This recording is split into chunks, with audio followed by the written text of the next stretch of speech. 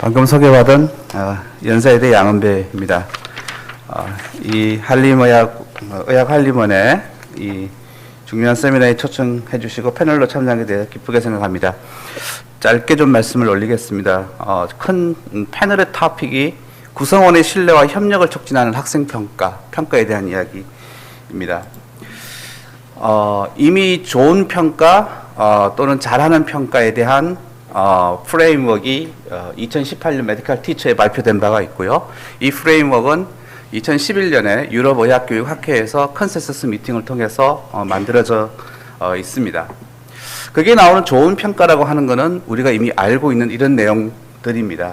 타당도가 있어야 된다. 신뢰로워야 된다.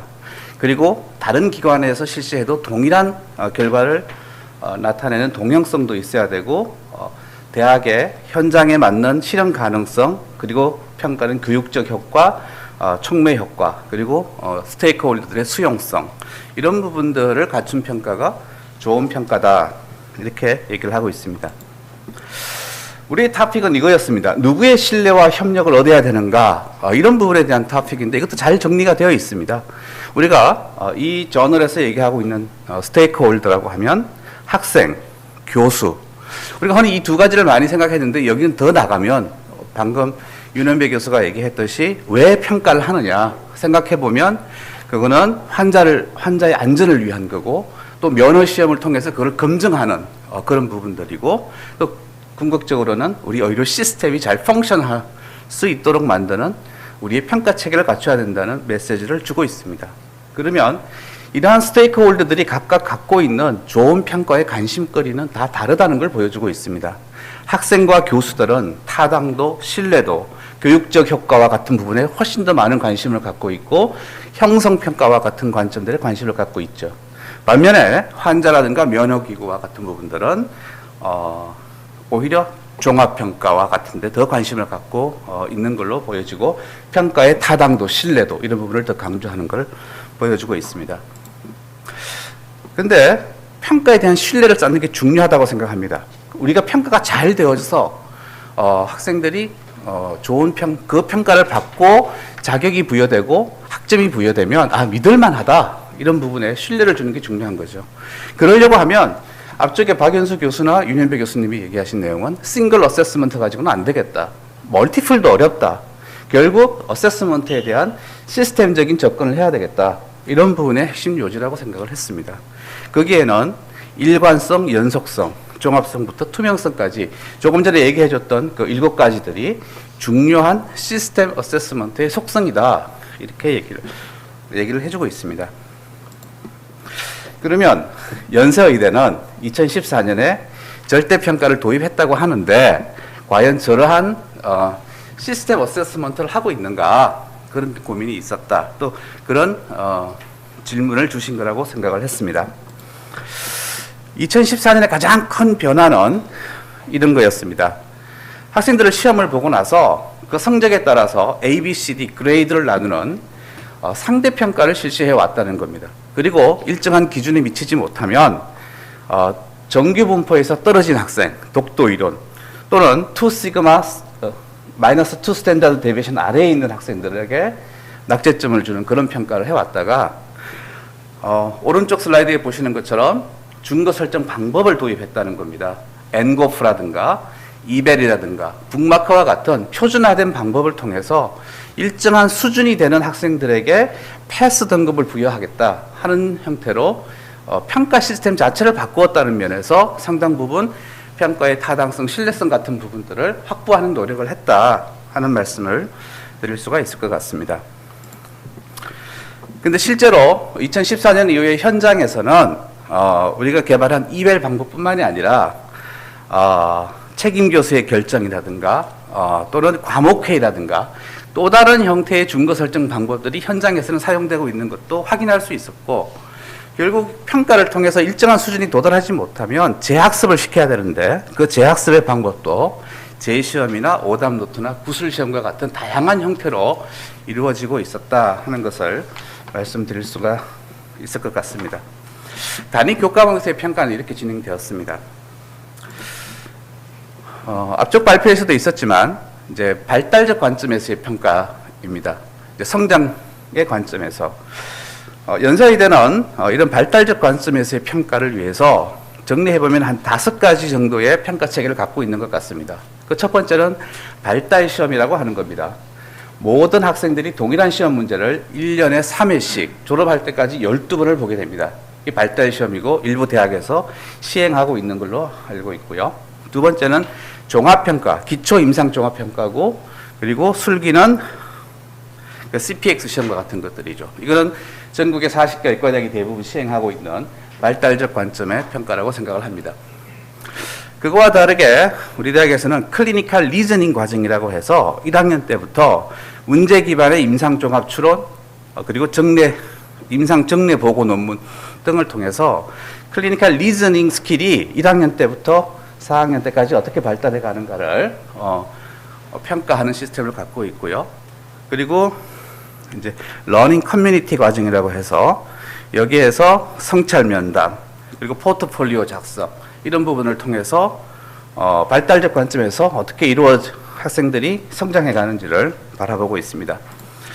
발달 시험은 예를 들면 이런 부분들입니다. 2015년에 입학한 학생이 4학년 졸업할 때까지 그 성적이 어떻게 변해가는가를 팔로우업 하면서 그 성적을 피드백 해주고 있는 거죠. 그러면서 자기의 부족한 점을 점차 깨닫게 되고 더 성장해가는 모습을 보여주는 슬라이드입니다. 실제로 학생들에게 이렇게 피드백을 합니다. 한 150문제 정도의 시험을 보고 나면 각 영역별로 어떤 부분에서 그 학생이 부족한지를 개별 피드백을 해주는 기능들을 갖고 있습니다. 포트폴리오는 4학년 때 학생들이 제출하는 부분인데요. 여기는 졸업 성과 또는 졸업 역량과 관련이 있습니다. 의과대학 4년 동안 학생들이 성취해야 되는 36개의 역량을 디파인 하고요. 이러한 역량들이 4년 동안 어떻게 성취되어져 가는가 하는 부분들에 대한 모니터링을 하고 있고요. 그리고 이 부분에 대해서 윗부분은 학생 스스로 나는 이런 역량을 갖추었다. 그리고 밑에는 지도교수가 볼 때 이만큼 성장했구나 하는 것들을 피드백해주는 구조를 갖고 있습니다. 그런데 실제 교육 현장에서 보면 과목 책임 교수님들이 다양한 준거 방법을 사용하고 있다든가, 패스, 논패스 기준이 공개되지 않는다든가, 재학습 시기와 재평가 방법의 고도화가 필요하다든가, 또는 재학습이 악순환되고 오답풀이 같은 것들이 족부화되는 경향도 현장에서는 나타납니다. 또 교수님의 부담도 늘어났죠.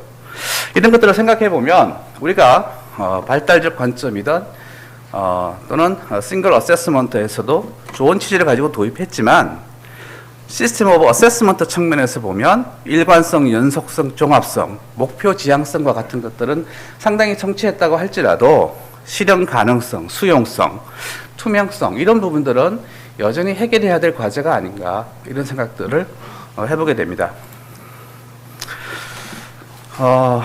토픽 중에 하나는 이거였습니다. 불필요한 경쟁이 아닌 상호 신뢰하는 평가가 이루어지고 있나? 절대 평가로 바꾸면 이게 가능한가? 뭐 이런 질문이셨던 것 같습니다. 이건 제 생각이 아니고요. 4학년 학생이었던 허성택 학생이 발표했던 슬라이드를 그대로 갖고 온 부분인데요. 학생들은 패스, 논패스 하니까 패스만 하자. 이 정도의 마음의 준비를 하고 있는 것 같고 교수님들은 다 A를 만들겠다. 뭐 그런 느낌을 갖고 있는 것 같습니다. 그런데요, 학생들 한 학년 한 120명 되는데 설문조사를 했는데 70명 정도 응답했습니다. 근데 PMP 제도에서 가장 만족스러운 게 뭐냐? 남들과 경쟁해서 이긴다기보다는 내가 꼭 알아야 할 역량을 갖추기 위해 공부한다. 공부에 대한 부담이 크지 않다. 누군가를 이겨야 한다는 부담은 적다. 스트레스 덜하다. 경쟁을 안 해도 된다. 뭐 이런 얘기를 하면서 경쟁보다 더 나아가게 해줄 함께를 알게 했다. 발전과 성취의 기준을 자신에게 맞추게 되었다. 이런 얘기들을 하는 걸 보면 힘은 들긴 드는데 상당히 PMP 제도를 통해서 신뢰와 협력 이런 정도의 느낌들은 학생들이 갖고 있는 것은 아닌가 이런 생각들을 좀 하게 돼서 상당히 긍정적인 피드백을 받고 있다 하는 겁니다. 그런데 제가 지난 2014년부터 2020년까지 쭉 보니까 제도는 바뀌고 학생들의 협력과 신뢰는 상당히 좋아졌다고 생각을 합니다. 그럼에도 불구하고 학생들의 학습 문화라고 하는 거는 잘 안 바뀐다 하는 생각을 하게 됐습니다. 천천히 변한다 이런 느낌입니다. 그건 무슨 말인가 하면 여전히 학생들은 강의실에서 공부를 많이 안 하는 것 같습니다. 그리고 여전히 학생들은 족보를 만들고 있고 족보를 중심으로 시험 기간에 공부하고 있는 현상들은 있고 여전히 우리는 학생들의 역량이 충분하지 않다고 생각하고 있는 것 같습니다. 우리가 학생들의 신뢰와 협력을 꽤 분위기가 만들어지고 상당히 시스템 오브 어세스먼트를 하려고 많은 노력을 하고 해왔지만 문화는 잘 안 바뀌더라. 이런 생각들을 제가 하게 돼서 오늘 여러 발제 중에 시스테마틱 어세스먼트 디자인을 하는 것이 상당히 중요하다 하는데 저는 충분히 공감을 하고요. 플러스 이걸 할 때 러닝 컬처를 디자인하는 것을 함께 고민해야 되겠다. 그런 화두를 던지면서 제 발표를 마치고자 합니다. 감사합니다.